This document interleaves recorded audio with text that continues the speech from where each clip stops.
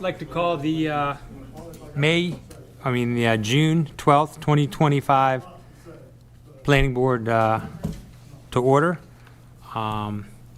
Anybody make a motion to adopt the agenda? I'll make a motion to adopt the agenda. I'll second it. Got a first and a second. All in favor? Who was that second? Pete? Sorry. All opposed, same sign. Motion carried. Next order is the approval of the meeting minutes. Looks like they've been amended. Everybody's got a signed copy. That amended minutes.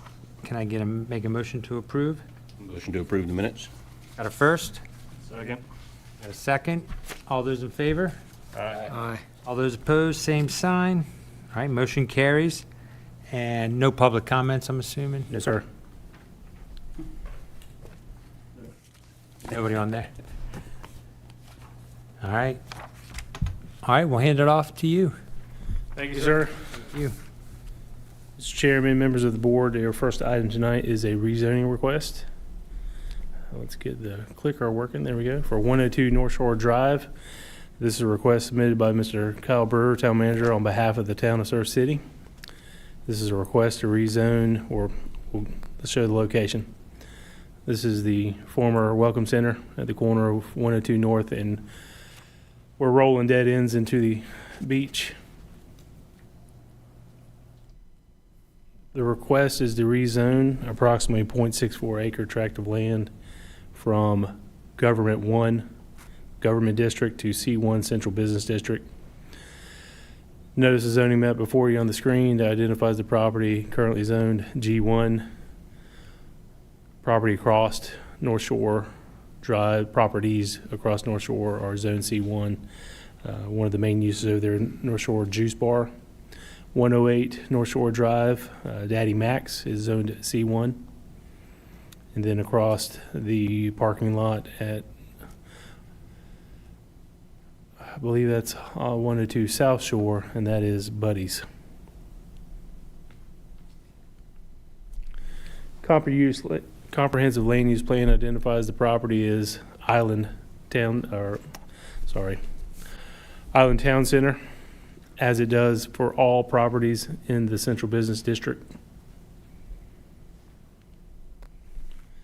While G1 and C1 both meet the criteria in the Island Town Center description found in the comprehensive land use plan, the C1 zoning adds additional uses, primarily more of the entertainment, restaurant, eating and drinking establishment are the additional uses. Other than that, they're very similar in the uses they allow.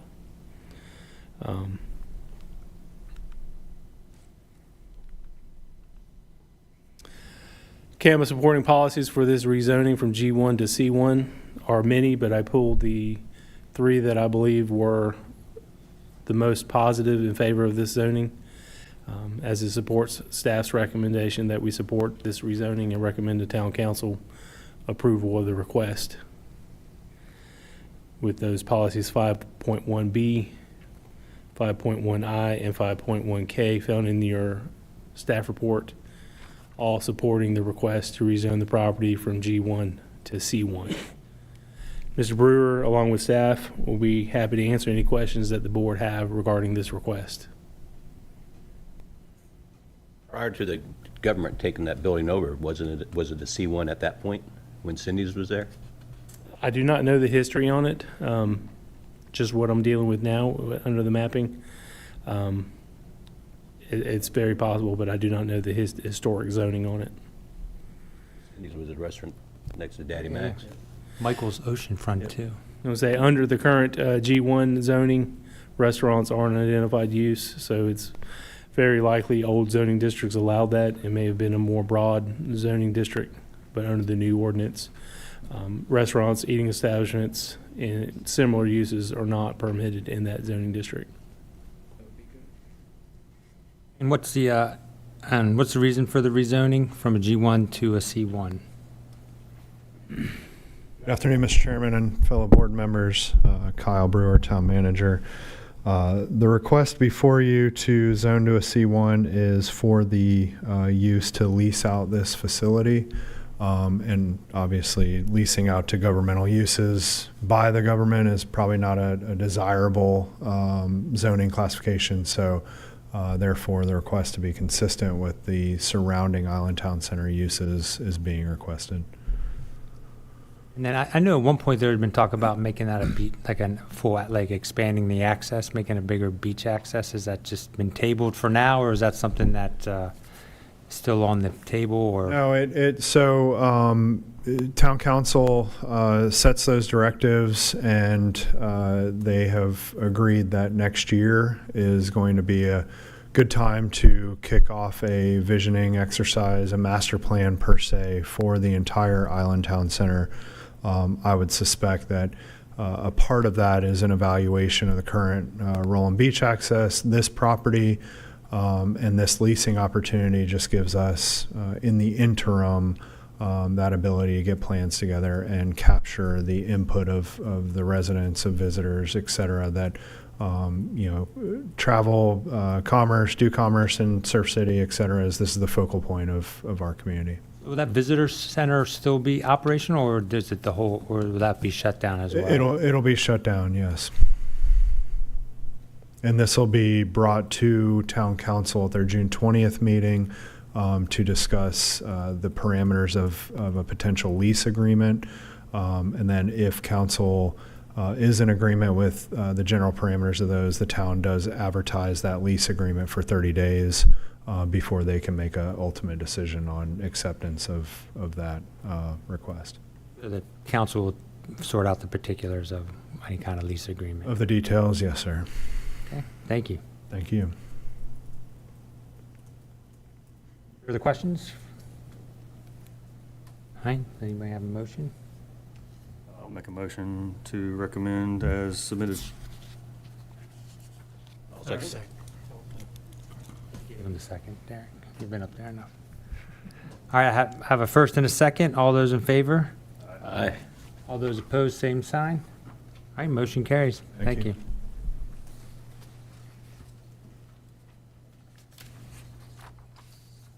Thank you, Mr. Chairman. Next item is a recommendation needed for a proposed annexation. This is what I've titled the Medlin-Dixon annexation, as it deals with 2 tracts of land not currently in the ETJ outside subject to Pender County zoning. Before you on the screen is a vicinity map of what I call the Medlin tract. It is larger property of the 2 that are subject to annexation. This is the Dixon tract just next door to Topsail Tide on Highway 210. Combined, they equal approximately 20 acres. Before I get into the future land use map, the properties, again, are not within the town's jurisdiction, not in the ETJ. The Medlin tract is predominantly surrounded by properties in Pender County zoning districts, all zoned residential. However, property to the east is under Surf City zoning. It's undeveloped and zoned R5 townhouse residential. The Dixon tract is bordered to the north by undeveloped property under Surf City zoning, within the Surf City limits, zoned R5 townhouse residential. To the south is property zoned conditional zoning 1 and neighborhood business. To the east are properties zoned mixed use, and to the west, properties zoned residential under Pender County zoning. The Campbell Land Use Plan identifies the Medlin tract, the larger of the 2, as mainland residential. It identifies the Dixon tract as mixed neighborhood mixed use. As with any annexation, we are not always bound by a straight supported zoning, but in this case, knowing that the applicant will be coming forward with a conditional zoning request at a future date of more properties involved than just these 2 after annexation, they should be submitting that request very soon. Staff is recommending that the Medlin tract be recommended for residential or R15 residential district, and that the smaller Dixon tract be recommended for mixed-use zoning. And both those recommendations are supported by the future Campbell Land Use Map. Staff will be happy to answer any questions that the board may have.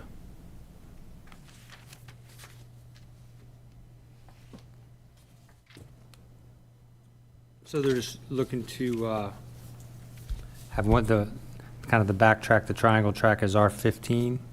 That is what the recommended zoning is, and that's suitable for mainland residential. Okay. And if they were to never move forward with a conditional zoning, that would match the city zoning in the area. Yeah. Why wouldn't we do the smaller track as R15 as well until the conditional comes forward? Because it is surrounded already by the mixed use in that area, and that would be consistent with those identified properties and would not require an update to the land use map. Because we would be caught in a case where if we take it forward as residential now, we have to go through an update of the Campbell land use map and then possibly backtracking on that with a conditional zoning. Just because the R15 is so different than the mixed use in terms of its designation. What is the difference between the mixed use and the neighborhood business? So the mixed use comes with a variety of commercial uses allowed within it, even in multifamily on top of that. But I don't think it's large enough that anyone could use it as such, currently as it stands. If it was combined with the neighboring right. parcels, it could be. Correct. So it's bordered by neighborhood business and conditional zoning. Right. So that's what I was saying. And again, this is a recommendation from this board. If you see that fit, this board could recommend that. Sorry. Neighborhood business is a lower density than mixed use. In terms of a more centralized uses of commercial, it doesn't have as many residential uses like mixed use does.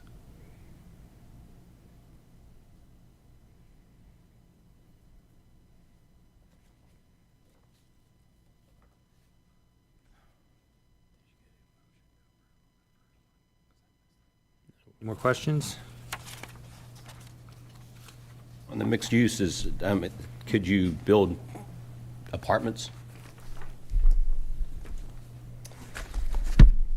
And you'll have to forgive me.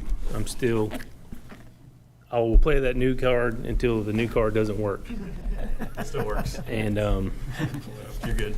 I'm still learning this code. As I've mentioned to Kyle and our planner Sean, it's very different than Jacksonville's in terms of its breakdown. Not unappreciated. I do like that it's more specific in a lot of areas. Mixed use, you could build a hotel. If the other one's annexed in or blend in, right? Yeah, if it's combined with the neighboring properties especially. Then So your mixed use in terms of residential are going to be single family detached, single family attached. That's 2 townhomes, 2 duplexes. Multifamily dwellings is allowed. It is permitted under the mixed use zoning district, whereas the neighborhood business would not allow multifamily. And as I said before, none of those aforementioned residential uses. Neighborhood business is just like as it sounds, it's neighborhood business. It locks you to most of the commercial uses that you're going to find in C3. C3 just has a larger lot size requirement more than your neighborhood business. Mixed use does bring with it the density allowances for those type of residential uses. what are the 2 neighboring properties, the 2 small ones? They're residential performance. So it is neighbored by residential. Right. So let me hop back over to our staff report. So the Dixon tract, as far as zoning, to the north is undeveloped R5 townhouse district and mixed use. To the south is Topsail Tide, the boat and RV, CZ, conditional zoning as well as neighborhood business. To the east is what I could find is the former Kiwanis Club of Topsail Island. It is zoned mixed use as well. And then the property to the west is undeveloped under Penny County zoning, identified as residential performance.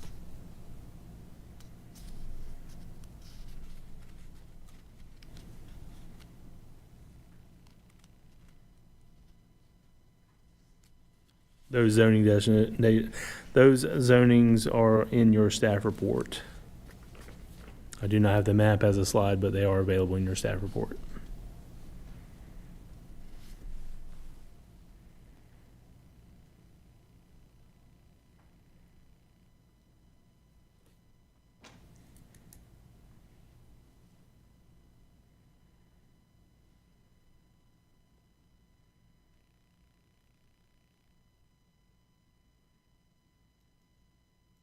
Board have any recommendations or any other concerns?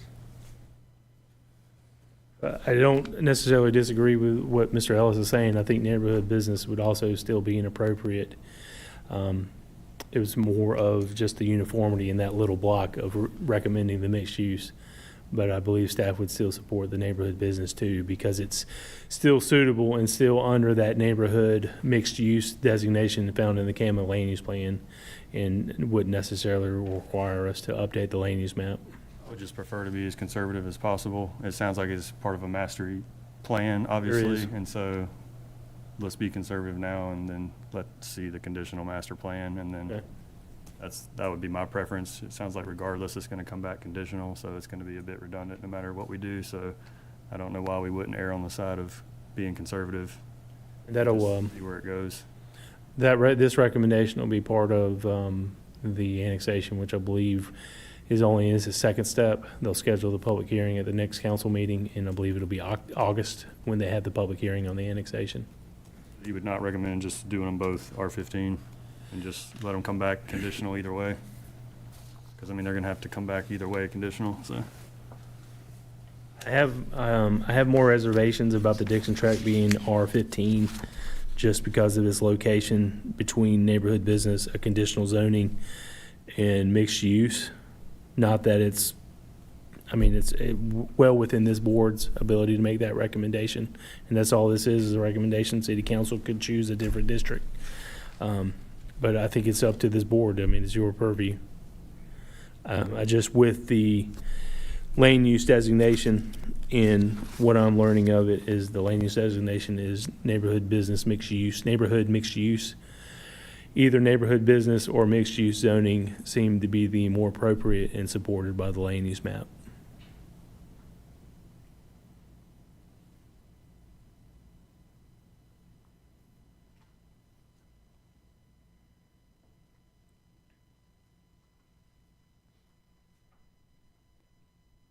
So if you want, I guess, if you want, Mike, you can make a recommendation just, and then change mixed use to the neighborhood business if you wanted to carry on with that, and then put it to a vote on that side. I'll make a recommendation that we do,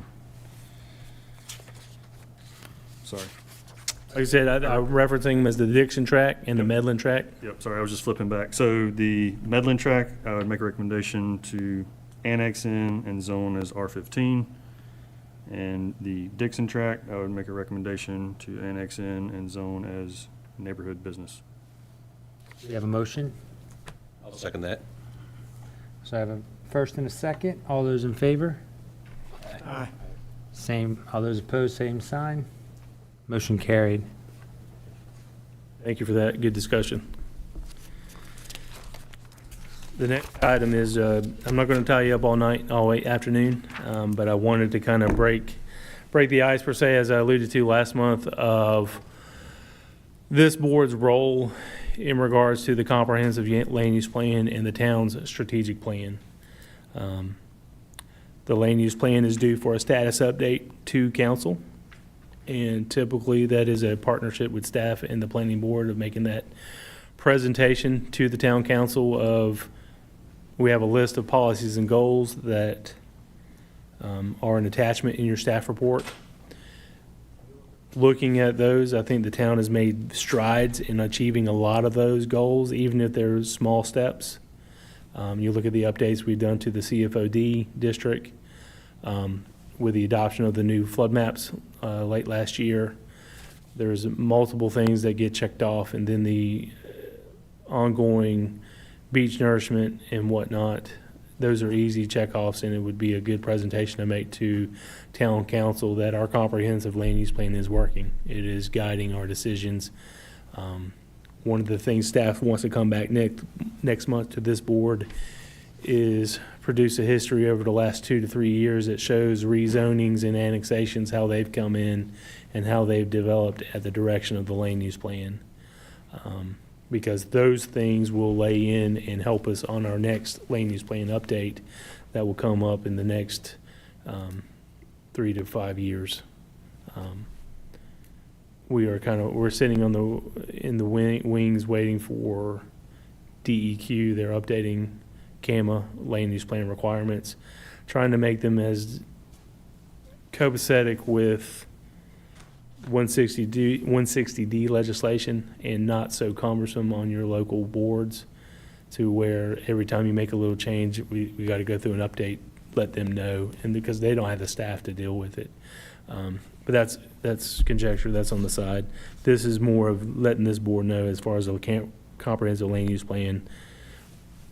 This board is in charge with staff to updating town council, and that's something we're going to package together and work with the chairman and vice chairman and the rest of the board on when we make that presentation and giving you the best information we have to present to town council. That leads next into the town's strategic land use plan, or strategic plan, I'm sorry. And there are several identified goals in there that tie to this board, not just planning or community development staff, but to this board. One of them, again, is that periodic review of the comprehensive land use plan. But another one that's kind of come to the forefront is looking at possibly, this is just one tool to throw out there, growth corridors.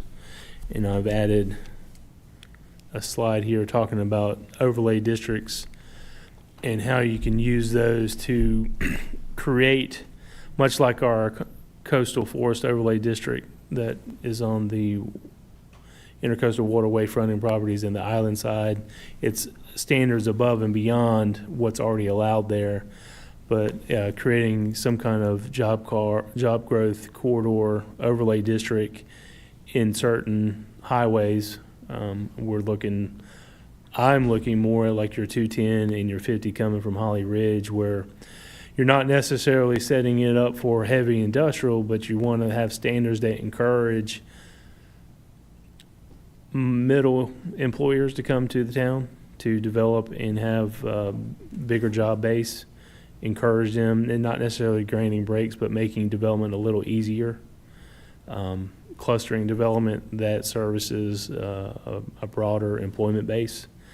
And we'll be coming back with some recommendations on how staff sees that working, and then working with the board of curtailing possible overlay district or tweaking current base zoning in those areas, or the predominant zoning, like our extended commercial districts that may encourage more broad employment sectors to come.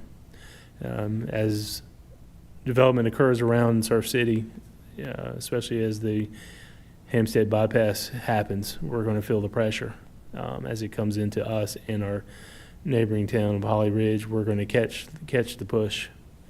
And while we've been great on the residential reception, I think we are lacking on encouraging more type of commercial and light industrial. And I say light industrial. I don't think we're primed for any mega heavy industrial. We just don't have the properties here in the immediate core of the town, perhaps along US 17. But that is something that I want to get this board involved with in looking at, even if we don't identify a new overlay zoning, updating the Campbell land use plan to have that as a new policy and how to encourage that in future land use decisions. So with that, I'll be happy to answer any questions that you have with upcoming stuff. Like I didn't want to overwhelm this agenda with new criteria or new information regarding the land use plan, but we're going to have that coming in the next few months. And if the board is inclined, staff will be sharing emails of kind of our direction updates. Not looking to overwhelm you with electronic communication, but providing you with updates so you can look at it and offer input or, just share it back with us. Working closely with Mr. Brewer, I think it's a good step in using the Campbell land use plan as our overall tool and making sure it continues to work for us. Because like I said, I think it's done very well. I think when we present that matrix and how we've achieved a lot of those policies and goals, it's impressive. It's a lot better than a lot of our neighboring towns and cities have done.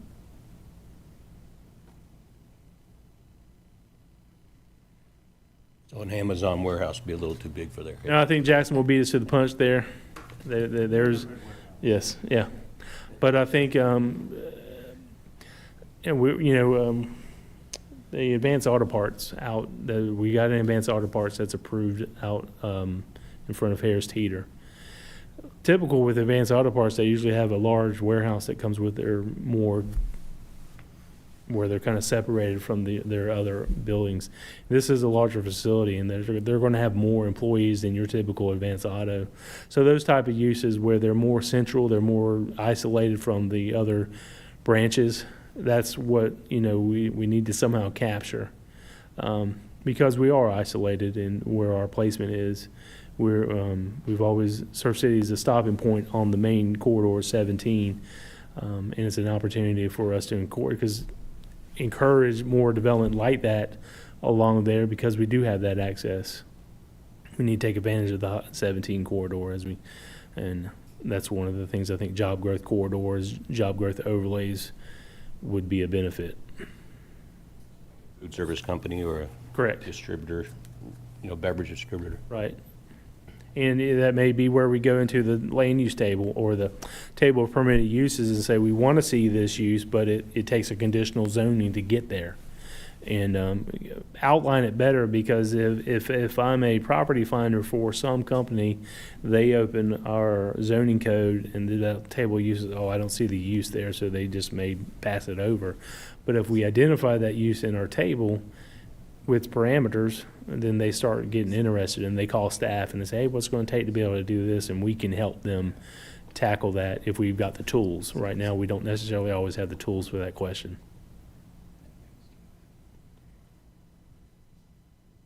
Any other questions? Thank you. Yep, and one thing I think I emailed about the new committee handbook. At your spot is a signed signature line to say that you received it, that you've read it or will read it. But we need those so we can turn them into our town clerk. And if anyone asks, we will have a meeting next month. I believe we have 2 subdivisions on tap. Yep. Magnolia Reserve Phase 8, which is the last and final phase of that development, and Applewood Trace Phase 2. How many units? You know? Magnolia, I believe, is only 10 lots? 14 lots. And then Applewood Trace, I believe, is another 100, 150, 140, or 140. But it's the second phase, and second and final for them. And they just resubmitted revisions this week. And if it doesn't have any more TRC questions or comments, we'll have it ready for a planning board next month. 147. 147. That's in addition to what they've already been approved for. And we'll have all that information for you next month. Thank you.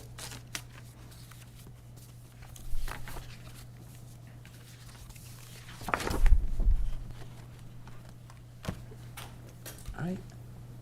Is that it? Updates? Yes, sir. All right. Make a motion to adjourn. Love it. Second? All those in favor? Aye. All those opposed? All right, meeting adjourned. Think about it. Thank you.